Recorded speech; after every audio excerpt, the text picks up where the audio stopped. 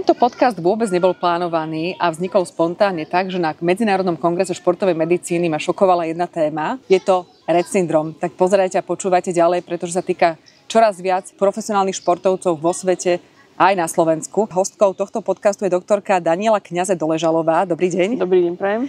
Ktorá je v lekárskej komisii Slovenského olympijského športového výboru a je práve šéfkou sekcie pre Rett syndrom. Tak. Pani doktorka, ja som to počula, ten Rett syndrom prvýkrát. Ako ste sa k nemu dostali vy? A je to naozaj tabu téma na Slovensku?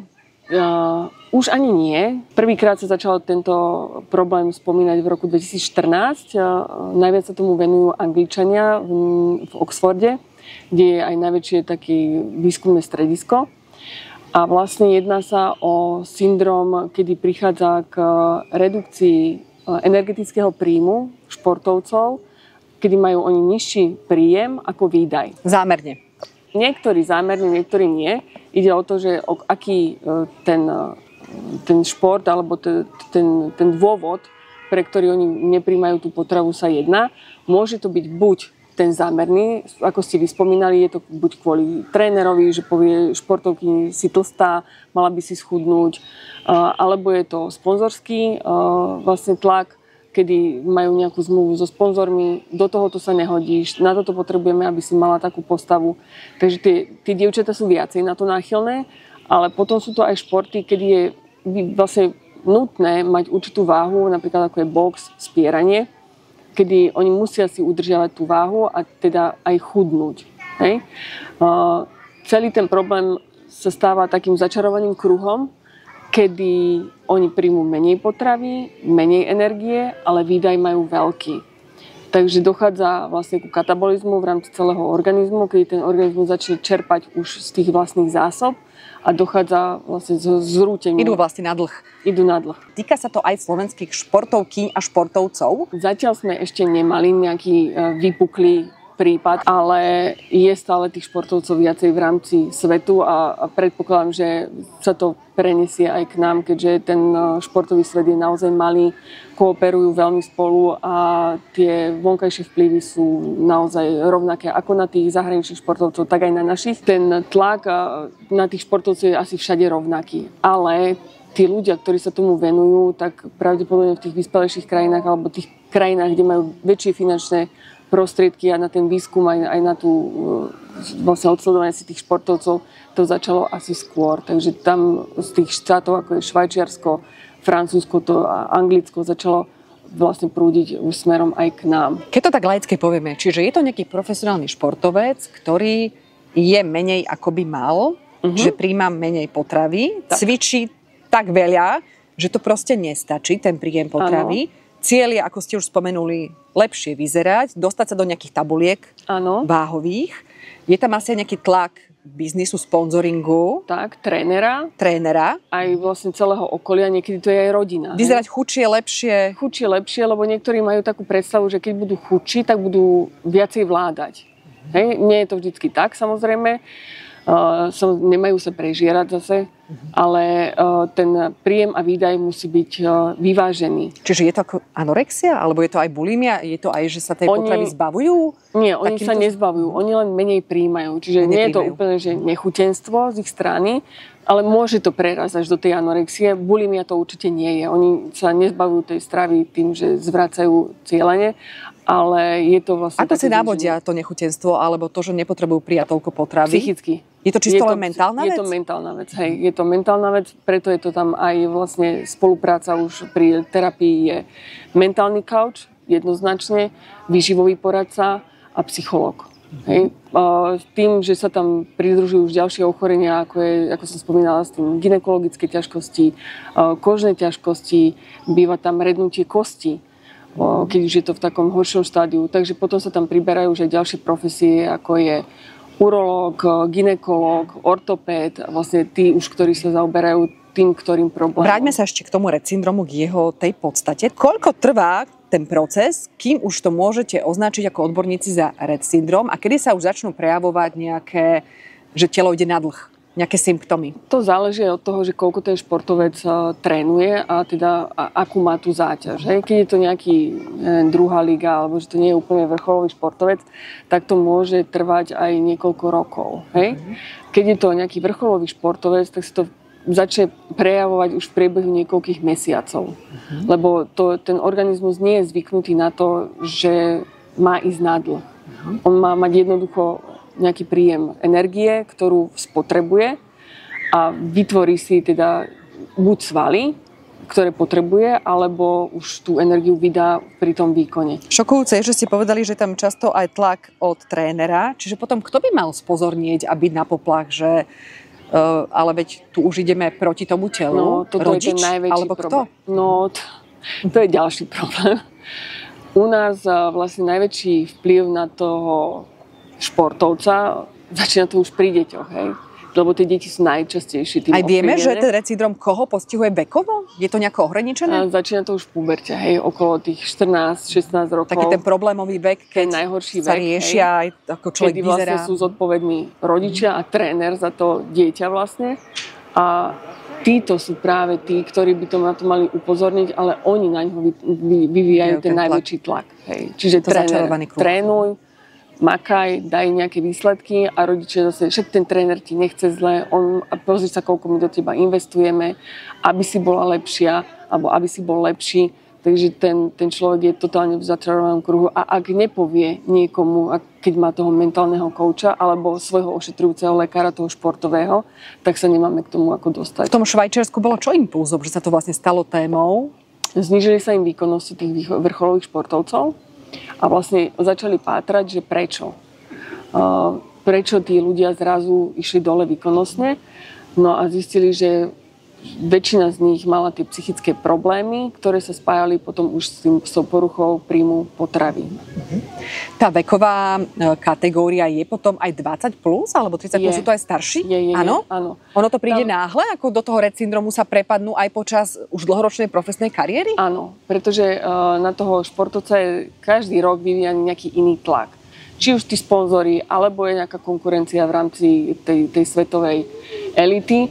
Takže oni sa musia prispôsobovať tiež tým podmienkam a vlastne aj tí starší, ktorí sú už dospelí a mali by mať kvázi rozum, tak prepadnú tomuto fenoménu, že keď schudnem, tak asi budem lepší. Ale sú to aj ľudia 25+ a aj 30 roční. Kto má potom hodiť to záchranné laso, to koleso? No oni sa musia najprv tú pomoc si požiadať sami. Hej. Nedá sa pomáhať niekomu, kto nechce.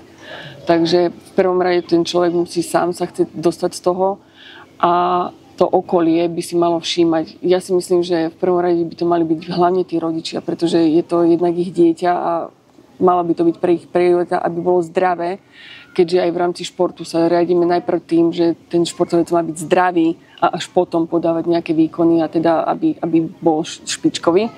Takže pre mňa to je, v prvom rade sú to tí rodičia, hej? No a ďalej aj ten tréner, keďže chce mať toho zverenca, aby ďalej fungoval, takže aj ten tréner. Sú to aj ľudia, ktorí najčastejšie sú s tým človekom v kontakte, takže môžu si všimnúť nejaké zmeny, či už na psychike, na tej váhe, tam bývajú výkyvy nálad, hej, tam tí ľudia bývajú podráždení. Takže tí najbližší okolo neho sú tí, ktorí by si to mali všimnúť a ktorým by malo záležať na tom, aby sa to zlepšilo. No a samozrejme už by mali osloviť toho buď športového lekára, ktorý je už pri jednotlivých zväzoch, alebo už komu majú nejakú dôveru, komu sa teda chodia so zraneniami, alebo aj svojmu pediatrovi. A už by mali mať teda nejaké povedomie o tomto syndróme. Aj keby sme očakávali, že Rett syndrom sa týka iba dievčat a žien, ktoré majú predsa len tie iné nároky na to fyzično, je to aj otázkou mužov? Viete aj podľa nejakých štatistík, ako je to zastúpené v tej ženskej populácii ako v mužskej? A kto je vlastne ako keby rizikovejší na to? Už je to viacej. Tie dievčatá, samozrejme, že my sme také háklivejšie na svoj vzhľad. Tí chalani to berú už tak nejak inak a možno, že sa to zmení. Vidíme, jak sa menia aj tí chlapci, ale u tých žien je to viacej, je to asi 70:30, čo sa týka toho percentuálneho zastúpenia. Najhoršie sú na tom tie kategórie, kde je tá váha aj sledovaná. Čiže ten box, spieranie, všetky, kde sa vážia. Hej?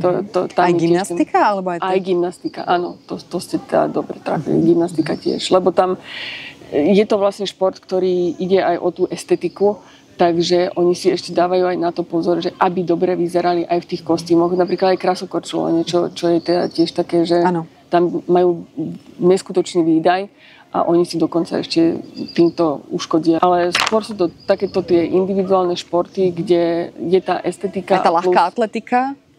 Ľahká atletika ani moc nie. Ale je tam jedna športovkyňa, ktorá práve prelomila toto tabu. Bola to Američanka, ktorá mala tento problém, myslím, že to bola bežkyňa.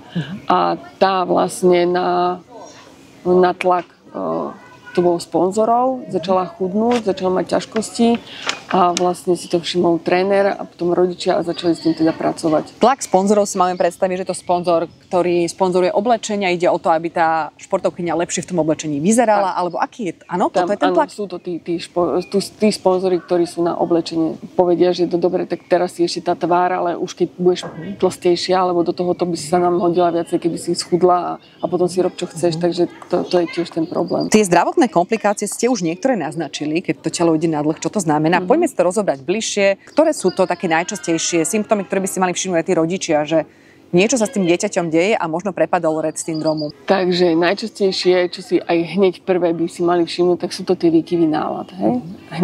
Hnevlivý, podráždený, unáva je tam veľmi častá. Samozrejme u tých dievčat ten menštruačný cyklus, koža býva hneď zapálená. Čo je ďalšie horšie už to štádium je už rednutie kostí, keď dochádza už aj k spontánnym zlomeninám. Čiže únavové zlomeniny sú to? Tak, únavové zlomeniny. Tam bývajú poruchy spánku, suicidálne potom sklony. Koľko môže ten Rett syndrom teda takto trvať, kým sa odhalí, alebo kým sa ho podarí vyriešiť? A potom aj bude otázka, ako sa rieši? No, ide o to, že ako veľmi do toho spadol ten jedinec, čiže ako veľmi už nepríjma tú potravu a ako veľmi má tú spotrebu. Hej? Čiže čím má väčšiu spotrebu, tým rýchlejšie on vlastne si minie tie svoje zásoby. Takže hovorím, môže to byť možno, že mesiac, u niekoho to môže byť pol roka.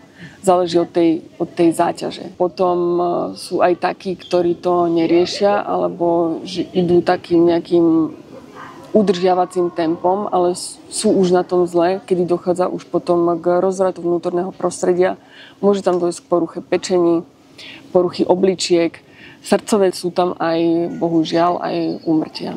Takže môžu byť doživotné následky až úmrtia. Tak. Sú a naozaj prípady úmrtia na Rett syndrom? Zatiaľ je to v tom štádiu, že boli už na pokraji, ale dalo sa ich ešte zachrániť, ale dievčatá napríklad ostali neplodné. Hej? Alebo tam boli trvalé poškodenia srdcového svalu, takže už boli úplne vyradení zo športovej činnosti. Niektorí mali naozaj tú pečeň poškodenú, takže na celý život zostali už tým poznačení. Ak by sme šli tým lepším scenárom, keď sa podarí Rett syndrom odhaliť včas, tak ako sa rieši a dá sa úplne odstrániť? Môže športovec ďalej športovať ako predtým? Dá sa to zavrieť ako 13. komnata a ísť preč? Dá sa to, ale je to taký súbor kooperatívy viacerých odborov. Najmä je to nutričný tréner, a teda nutričný poradca, ktorý začne nastavovať taký jedálniček, aby začali sa oni naučiť jesť. Hej? A aby postupne ten príjem sa vyrovnal tomu výdaju. Prispôsobenie samozrejme toho výdaju tomu príjmu tej potravy, čiže aj tréner tam musí byť zavzatý. Ďalej je to mentálny coach, ktorý ich naučí sa správať a vážiť si samých seba. Naučí ich to, že príjem tej potravy je nutný a vlastne ukáže im priority v tom živote, lebo častokrát sú naozaj že stratení. No a potom sú to tí lekári, ktorí už sa zaoberajú jednotlivými tými poškodeniami toho organizmu. Ale je tam hlavne ten mentálny coach, nutričný poradca, redukovanie tréningov, rehabilitácia a psychoterapia. Čo je úlohou vašej sekcie? Je to odhalovanie a aj prevencia? Alebo ako si to máme predstaviť? V rámci olympijského nemáme nejakú možnosť tých športovcov odhaliť, takže všetko je to na bedrách tých jednotlivých lekárov zväzov. Naša úloha je to, že sme tam nejaký tím, ktorý vieme odporučiť, vieme poradiť, vieme tých športovcov už potom ďalej nasmerovať. Zatiaľ sme nemali takýto prípad. Ale určite sú športovci na Slovensku, ktorí majú Rett syndrom, len sa to buď nezachytilo, alebo sa nevie, hanbia. alebo sa áno, aj to je aspekt, že sa hanbia výjsť s touto pravdou von. Tak. Dôležitá je určite aj prevencia, aj osveta. Na čo by ste apelovali v závere tohto podcastu, aby sa ten Rett syndrom odhalil včas, alebo aby mu tí športovci, ktorí k tomu už majú nejaký sklon, neprepadli? Tak hlavne nech tí ľudia sa neboja o tom rozprávať, ak majú tento problém, a potom, aby vyhľadali hlavne tú pomoc, aby sa nebali požiadať niekoho o tú pomoc. Čo si myslím, že v rámci olympijského alebo tej našej sekcie je dôležité, je tá osveta a vlastne edukovať aj tých lekárov športových zväzov, že je tu taký problém a mali by sa zaoberať aj ním. Možno, že niekedy sa aj cieľene pýtať na to, že ako sa cítiš po tom tréningu, či si unavený, aký máš príjem, čo jedávaš, máš nutričného poradcu. Čiže tá osveta a vlastne tá prevencia je podľa mňa najdôležitejšia. Ale hlavne ten tréner a tá rodina by mala byť tá, ktorá by sa mala starať o toho športovca, pretože tí s ním zostanú a je to neúspech toho trénera, ak to dieťa alebo toho športovca zničí. Takže rodina, tréner, ten biznis, marketing, tomu neverím, že by niekto prispel k tomu, že by tam sa niekto zmenil. Nie. Áno. To ide o peniaze. Verím, že aspoň aj týmto podcastom sme trošku viac povedali o Rett syndróme, upozornili naň, a ak sa pomôže čo je len jednému prípadu, aby do toho Rett syndrómu neprepadol, tak to malo zmysel. Ďakujem veľmi pekne, pani doktorka, že ste o tom porozprávali, a verím, že aj keď to nie je pozitívna téma, že o Rett syndróme ešte počuť budeme práve kvôli tomu, aby to bolo osvetou. Ďakujem veľmi pekne za pozvanie a ja dúfam, že aspoň jednému by to mohlo pomôcť. Ďakujem aj ja, pekný deň, dovidenia. Dovidenia.